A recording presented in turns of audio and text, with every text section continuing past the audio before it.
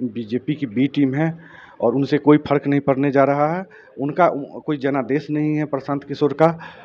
वो बरसाती मेढक है। प्रशांत किशोर तो कह रहे हैं हम एनडीए और इंडिया के इतना वोट काटेंगे कि दोनों को साफ कर देंगे।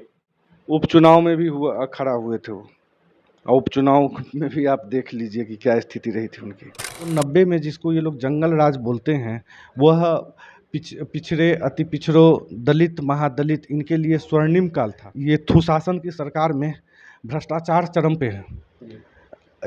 यहाँ पर जो पदाधिकारी पैसा लेके भी काम कर देते हैं वो ईमानदार के श्रेणी में आते हैं। इस बार पूर्ण बहुमत के साथ में महागठबंधन की सरकार बनेगी। आदरणीय तेजस्वी प्रसाद यादव जी मुख्यमंत्री होंगे। आगामी विधानसभा चुनाव को लेकर काफी कम ही समय बचे हैं। ऐसे में सभी राजनीतिक पार्टी और राजनेताओं का सक्रियता काफी तेजी से देखने को मिल रहा है। बिहार विधानसभा का चुनाव ऐतिहासिक चुनाव होने जा रहा है। ऐसे में हमारे साथ अभी हमारे वीडियो फ्रेम में राजद नेता निशांत मंडल जी हैं। निशांत मंडल जी, बहुत बहुत स्वागत है आपका। आपका भी निशांत भाई बहुत बहुत स्वागत। आपने कीमती समय निकाल कर हमारे पास आए। सबसे पहले तो जानना चाहेंगे कि 2025 का हरलाखी का सीन क्या होने वाला है इस वर्ष।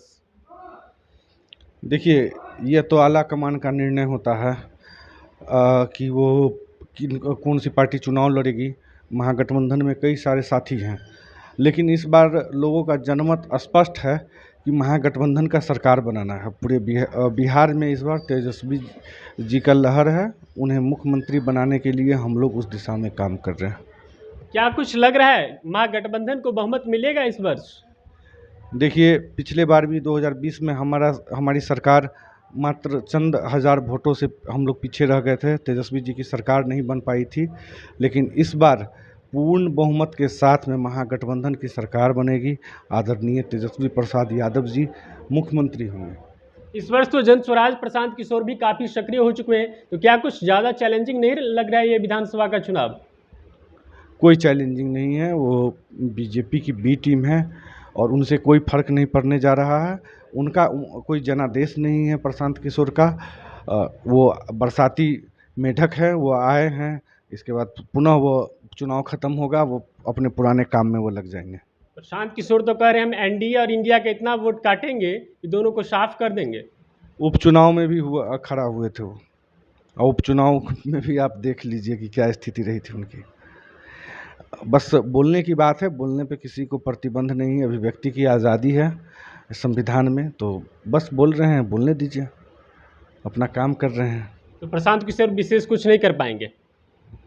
प्रशांत किशोर का कोई भी तिक्रम काम नहीं आने जा रहा है।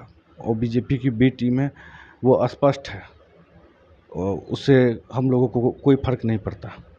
लेकिन राजद को लेकर अगर राजद की सरकार की बात करें तो विपक्षी पार्टी है या एनडीए की सरकार हो, फिर से जंगल राज की बात कर देती है, 1990 वाली बात कर देती है। तो क्या कुछ ये निशांत भाई, सबसे पहले मैं आपको बतला दूं कि 1990 में जिसको ये लोग जंगल राज बोलते हैं, वह पिछड़े, अति पिछड़ों, दलित, महादलित, इनके लिए स्वर्णिम काल था। इन्हें वर्षों के सामंती सोच के तले ये लोग दबे हुए थे। इनका शोषण होता था, उत्पीड़न होता था, जिससे इन्हें जो है सो लालू जी ने निजात दिलाया। इसीलिए उन लोगों को, सामंती लोगों को ऐसा लग रहा है कि यह वो लोग, इन्होंने जंगल राज का नाम दिया, लेकिन वो पिछड़े, दलित, अति पिछड़ों, उनके लिए स्वर्णिम काल था वो। नीतीश कुमार के शासनकाल को आप कैसे देखते हैं? अगर पिछले कुछ ही समय की बात करें तो मुख्यमंत्री जी काफ़ी सक्रिय नज़र आ रहे हैं और लगातार कई ऐसे घोषणाएं किए हैं जो जनहित में काफ़ी लाभदायक रहा है। देखिए, उनका अपना तो कोई प्लानिंग है नहीं, कोई रोड मैप है नहीं। तेजस्वी जी का जो विजन है वो उसी को वो कॉपी कर रहे हैं। तेजस्वी जी ने कहा था माई बहन मानी योजना के तहत हम 2500 रुपया देंगे, 200 यूनिट बिजली फ्री देंगे, गैस का दाम कम करेंगे, सामाजिक पेंशन में वृद्धि करेंगे। तो वो उसी को कॉपी करके बिजली 125 यूनिट वो फ्री किए, सामाजिक पेंशन वो 1100 की हैं, जिसको तेजस्वी जी 1500 करने की बात कर रहे थे। अगर नीतीश जी में इतना ही हिम्मत है तो वो माई बहन मान योजना भी लागू करके दिखाए।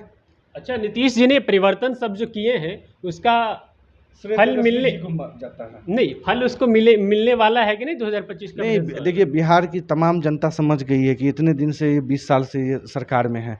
इतने दिन से ये लोग भोग रहे थे, काफ़ी वृद्ध लोगों को परेशानी हो रही थी सामाजिक पेंशन को लेकर के। तो यह उनको उसी टाइम कर देना चाहिए था, जब हमारे नेता तेजस्वी जी ने अपना लाया कि चुनावी में जब वो चुनाव के बाद जब वो सरकार में आएँगे तो वो क्या-क्या करने जा रहे हैं, उसके बाद ही तो उनको वो कॉपी कर रही है। चीटिंग वाली सरकार है ये, जैसे बचपन में चीटिंग करके जो लिखते थे ना, वही वही हाल है। सरकार भी चीटिंग कर रही है, तेजस्वी जी की कॉपी कर रही है। इनका अपना कोई नहीं विज़न है, नहीं कोई रोड मैप है, नहीं कोई एजेंडा है।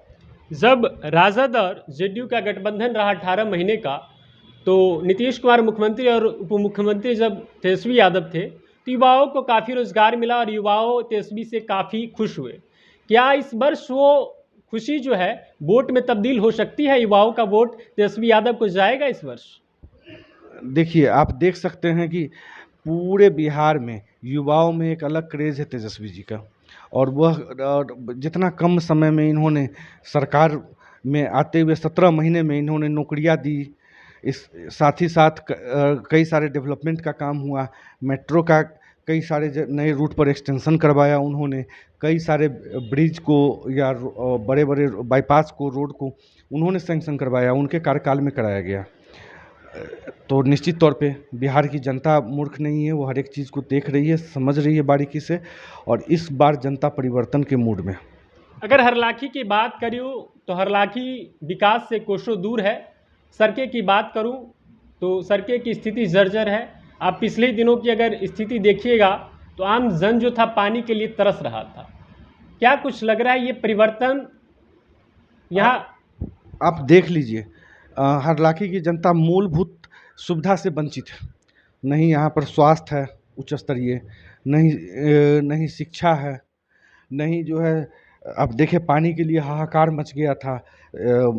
कई दिन लग गए इन्हें मूलभूत सुविधा टैंकर उपलब्ध कराने में। आप इसी से सोच सकते हैं कि क्या स्थिति है। और विकास से कोसों दूर है हरलाखी। मूलभूत सुविधा एकदम नहीं है, कई जगह पे बिजली सही से नहीं पहुंचा है। लोग और परसों आप देख लीजिए, हमारे ही स्वजाति में कलना के निवासी हैं, उनके लड़के का देहांत हो गया क्योंकि ऑक्सीजन सिलेंडर नहीं था यहाँ के पीएचसी में। तो ये सब बहुत दुखद बात है। इन सब बातों पे राजनीति करने की नहीं है, यहाँ के आम जनताओं को सोचने की ज़रूरत है कि जिस सरकार को हम वोट देते हैं वो आपके पास एक नॉर्मल सा वैक्सीन नहीं रखती है, आप ऑक्सीजन नहीं होता है, दवा नहीं होता है, छोटा सा भी प्रसव पीड़ा में आता है आप इसको डिलीवरी कर देते हैं, दलालों के हाथे सुपुर्द कर देते हैं चंद पैसा के खातिर। तो लोग इसका खामियाजा भुगत रही है। अब लोग इससे तंग आ गई है। अब लोग बहुत समझदार हो गए हैं, अब इनको दोबारा मौका नहीं देने जा रही है। अगर भ्रष्टाचारी की बात करूं तो जितने भी अधिकारी हैं, एक छोटा सा काम के लिए पंचायत से लेके प्रखंड तक जो है 500 का जहां ज़रूरत होता है वहाँ 5000 की डिमांड की जाती है। जहां निःशुल्क होना चाहिए वहाँ पे 2000-3000 रुपये लेके काम किए जा रहे हैं। क्या कुछ कहना चाहेंगे गरीब, दलित, महादलित का शोषण जो किया जा रहा है? देखिए, ये सुशासन की सरकार में भ्रष्टाचार चरम पे है। यहाँ पर जो पदाधिकारी पैसा लेके भी काम कर देते हैं वो ईमानदार के श्रेणी में आते हैं। यहाँ तो पैसा लेके भी काम नहीं किया जा सकता, पैसा लेके रख लिया जाता, टहलाया जाता, बाद में उसका काम नहीं होता, अधिकारी का तबादला हो जाता है। तो नीतीश सरकार में करप्शन का वो लेवल है कि कोई पदाधिकारी अगर पैसा लेके आपका काम कर दे तो वो ईमानदार के श्रेणी में आते हैं। अगर बिहार की बात करूं और बिहार राजनीति की बात करूं या देश स्तर की ही बात करूं तो राजनीति में जातिगत बहुत देखा जाता है और बिहार में जातिवाद तो चलता ही है। और अगर राजद की बात करूं तो आमाई समीकरण मुस्लिम और यादव का वोट देखा जाता है। तो क्या कुछ लग रहा है हरलाखी में कौन कौन सी जातियां महागठबंधन के साथ आ रही है और जातिवाद को हरलाखी में आप किस रूप से देखते हैं? देखिए, आरजेडी में एमवाई समीकरण आप लोग जैसे मीडिया बंधु का ही देन है जो कि इन्होंने कर दिया। आरजेडी तमाम शोषित वंचित, पिछड़ा, अति पिछड़ा, दलित, महादलित, स्वर्ण सभी का पार्टी है। इस पार्टी में सभी कोई जो है सो वर्तमान में विधायक हैं और ए टू जेड की पार्टी है यह, कि कोई एमवाई की पार्टी नहीं है। इस पार्टी में सभी जाति को सम्मान मिलता है, सभी धर्म को सम्मान मिलता है यहाँ। अगर हरलाखी से महागठबंधन के उम्मीदवार विजय होते हैं तो क्या कुछ परिवर्तन देखने को मिलेगा आगामी समय में? निश्चित तौर पे जो भी मूलभूत सुविधाएं हैं जब महागठबंधन की सरकार बनेगी तो उसे पूरा किया जाएगा। लगभग यहाँ पे समस्या ही समस्या है, शिक्षा, चिकित्सा और मूलभूत सुविधाएं जैसे कि सड़क, बिजली, पानी।